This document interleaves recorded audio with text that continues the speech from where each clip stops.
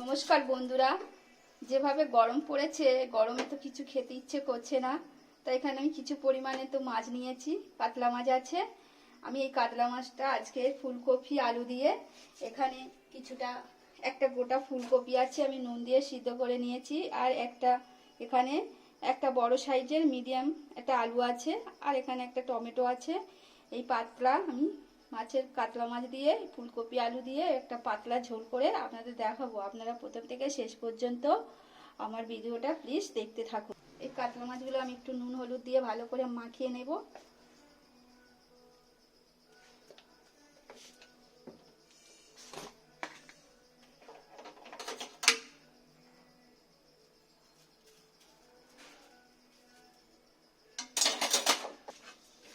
একটু ভালো করে মাখিয়ে নিচ্ছি নুন হলুদ দিয়ে।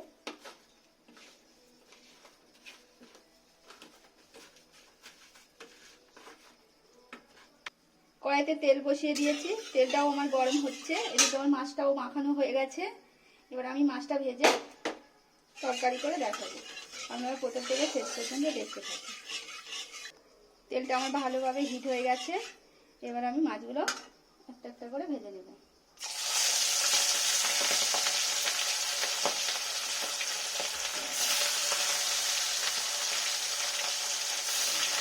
মাছগুলো ভাজা হয়ে গেছে।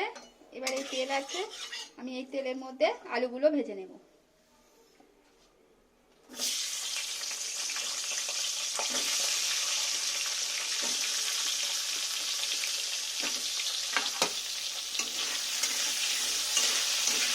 আলুগুলো একটু ভালো করে ভেজে নেব লাল লাল করে।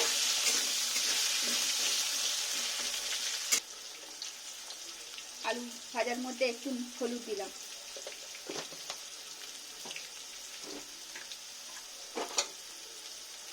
স্বাদ মতো নুন দিলাম।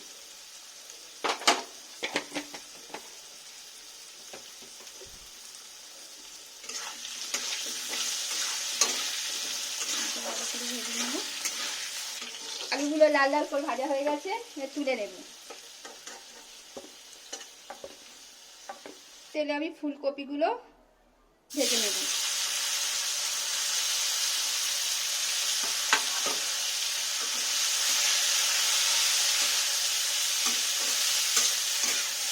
লাল লাল করে ফুলকপিগুলো ভেজে নেব।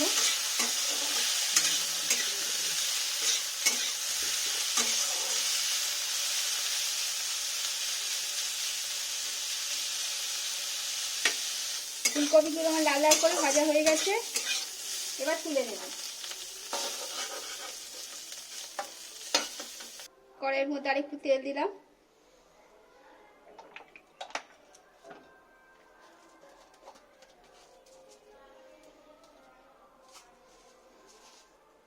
কিছুটা পরিমাণে আমি কালো জিরে দিলাম।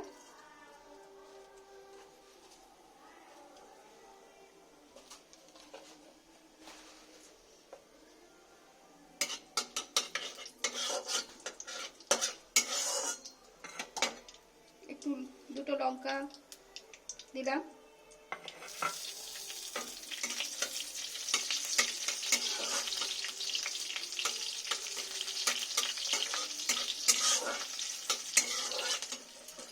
এখানে আমি কিছুটা পরিমাণে আদা বেটে রেখেছিলাম, আদা বাটাটা দিয়ে দিলাম। কারণ এখানে আমি কোনো পেঁয়াজ ব্যবহার করব না, কারণ হালকা পাতলা ঝোল দেবো, তাই একটু আদা বাটা দিলাম।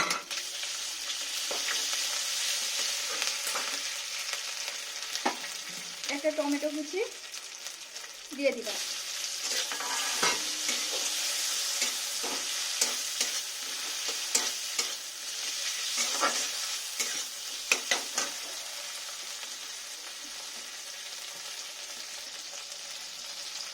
এখানে 1 চামচের মতো নুন দিলাম।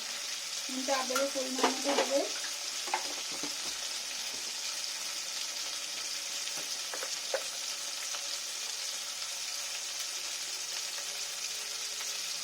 এক চামচের মতো হলুদ গুঁড়ো দিলাম।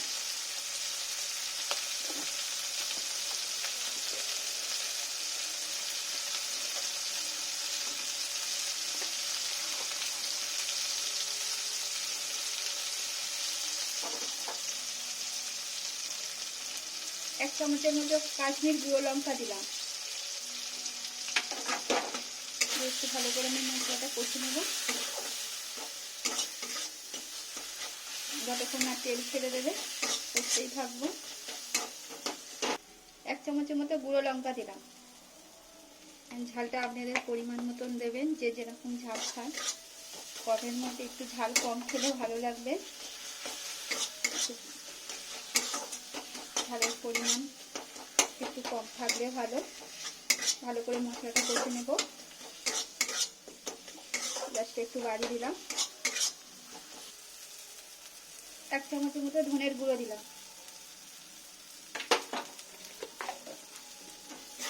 সামান্য জল দিলাম।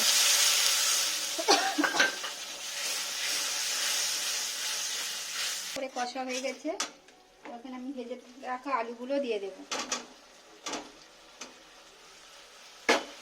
দিয়ে আরো ভালো করে একটু কষে নেব। মশলার সাথে আলুটা ভালো করে কষে নেব। আলুটা মশলাটা ভালো করে কষা হয়ে গেছে।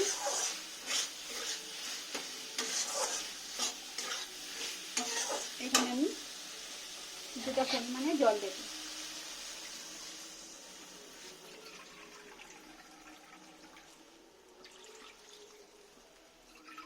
ঝোলটা আপনাদের পরিমাণ মতো দেবেন, যেমন যে যেরকম ঝোল খাবে। আমি 3-4 বাটির মতো জল দিলাম।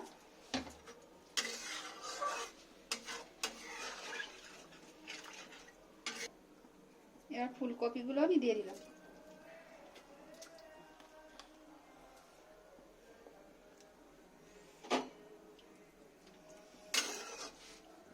ফুলকপিটা আমার ভাজা ছিল, তাই আর কষলাম না। এবারে এটা আমি 10-15 মিনিট চাপা দেব। 10 মিনিটের মতো হয়ে গেছে। এবার ঢাকনাটা খুলছি।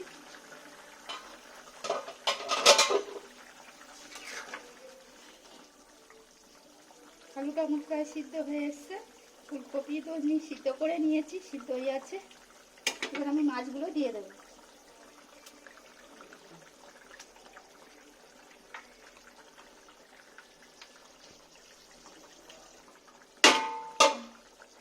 আরো 10 মিনিটের মতো চাপা দিলাম। 10 মিনিটের মতো হয়ে গেছে। দেখুন তরকারি কালারটা আমার কত সুন্দর হয়েছে। আর আমি চাপা দেবো না, আমার সব সিদ্ধ হয়ে গেছে।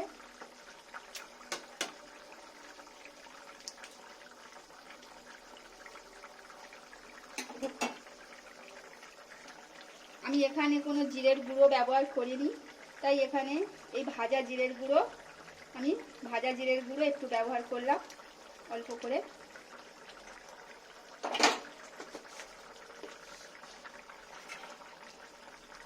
আমি জিরেটা ভেজে গুঁড়ো করে রেখেছিলাম, সেটাকে দিলাম। আপনারা চাইলে বেটেও দিতে পারেন, ভেজেও দিতে পারেন, কিন্তু ভেজে দিলেও ভালো লাগে। এবার ওপর দিয়ে আমি কিছু ধনেপাতা দিয়ে দিলাম, আর একটা কাঁচা লঙ্কা আমি দিয়ে দিলাম। একটু ভালো করে নেড়ে দেব। এবার প্রায় তরকারিটা আমার হয়ে এসছে। এবার আমি পরিবেশন করে তোমাদের দেখাবো। দেখুন বন্ধুরা, আমার মাছের রেসিপিটা কেমন লাগছে। আপনারা একবার এরকম বাড়িতে বানিয়ে দেখবেন। যদি ভালো লাগে তাহলে একটা লাইক, কমেন্ট, সাবস্ক্রাইব করে দেবেন। আর যারা ইউটিউবে দেখছেন তারা আমার নতুন বন্ধুদের অনুরোধ রইল সাবস্ক্রাইব করে দেওয়ার। যারা ফেসবুকে দেখছেন তারা আমার পেজটা ফলো করে নিন। আবারও নতুন রেসিপির সাথে দেখা হচ্ছে। ততক্ষণ টাটা, বাই বাই। সুস্থ থাকবেন, ভালো থাকবেন।